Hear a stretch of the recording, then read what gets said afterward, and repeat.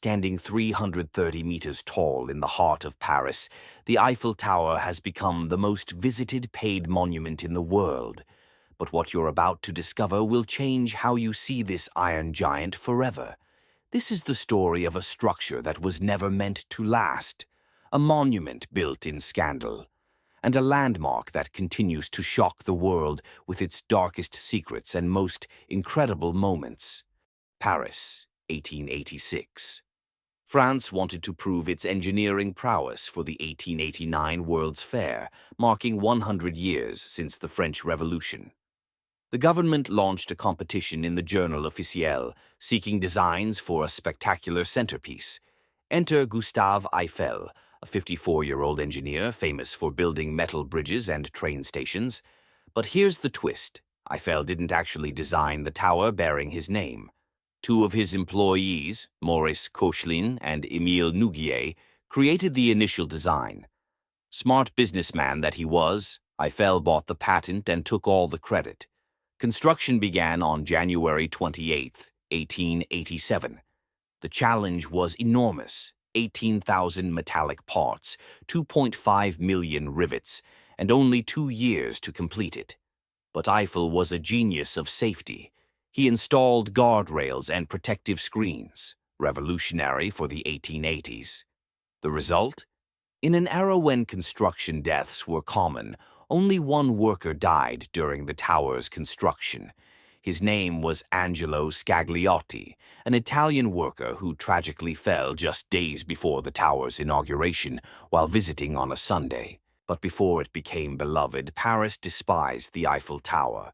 A group of 300 artists, writers, and intellectuals, including Guy de Maupassant, signed a letter calling it a metal monstrosity, a disgraceful skeleton, and this tower of ridiculous, vertiginous height dominating Paris like a black factory chimney.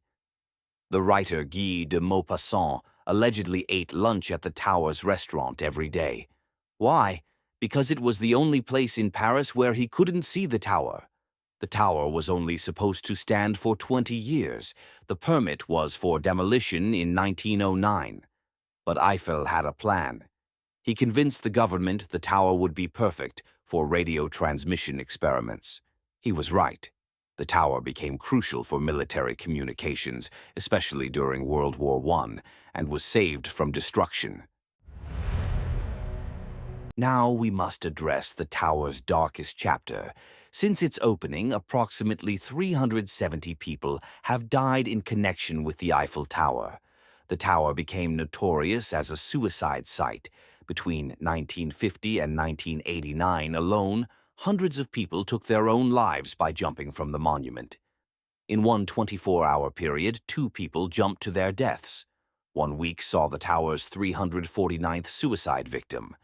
The authorities have continuously battled this tragedy. Security barriers were raised from 3 feet to 10 feet, then higher. Today, protective glass and nets surround the viewing platforms, and security is intense. But some of the strangest deaths were from daredevils and inventors. In 1912, Franz Reichelt, an Austrian tailor, jumped from the first deck wearing a parachute suit he invented. It failed. He died on impact. In 1926, Leon Collot tried to fly his plane under the tower's arches as a stunt. He crashed and died instantly. The drama never stopped. In modern times, the Eiffel Tower has become a magnet for thrill-seekers and security threats. In August 2023, a man parachuted off the tower and was arrested by police.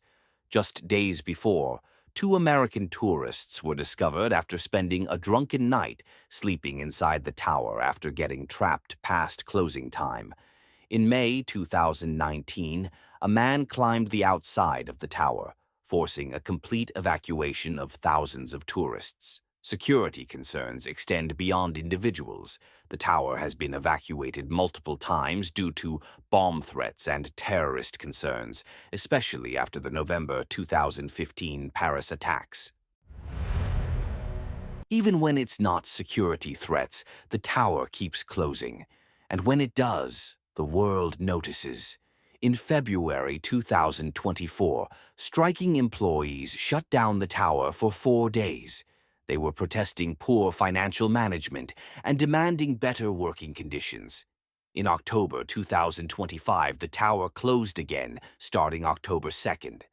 Thousands of workers, retirees, and students took to the streets in Paris and across France to oppose government spending cuts and demand increased taxes on the wealthy. The protests were called by France's major unions, and Eiffel Tower workers joined the nationwide strike. A sign was posted at the monument reading, "Due to a strike, the Eiffel Tower is closed. We apologize." This was the third strike in just 1 month, showing unprecedented levels of social anger in France.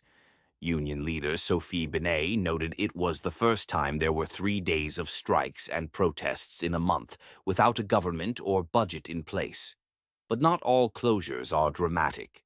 Every January, the tower's summit closes for about a month for annual maintenance and renovation. In January 2025, the top was closed from January 6th to February 7th for its scheduled facelift. And here's something new. Climate change is now affecting the tower. In July 2025, extreme heat waves forced the closure of the tower's highest level. The metal structure expands in heat, and the conditions became dangerous for both the structure and visitors.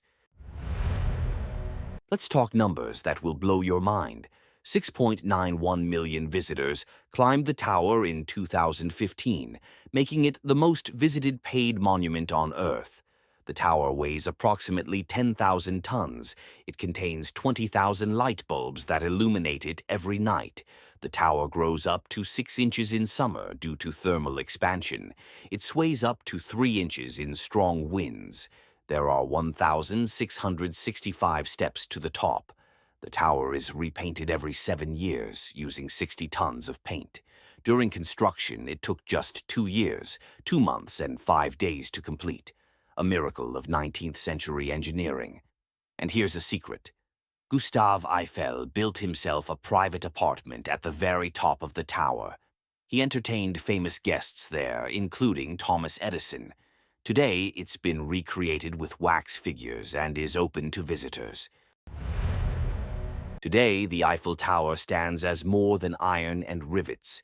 It's a symbol of Paris, of France, of human ambition. It's been featured in countless films, witnessed proposals, hosted celebrities, and served as a backdrop for humanity's greatest moments and darkest hours. From the monument Parisians wanted demolished, to the structure that now defines their skyline, from a temporary exhibition piece to an eternal icon. The Eiffel Tower wasn't built to last forever, but as Gustave Eiffel himself said, "I ought to be jealous of the tower. She is more famous than I am." He's right. Will the Iron Lady still be standing long after we're gone?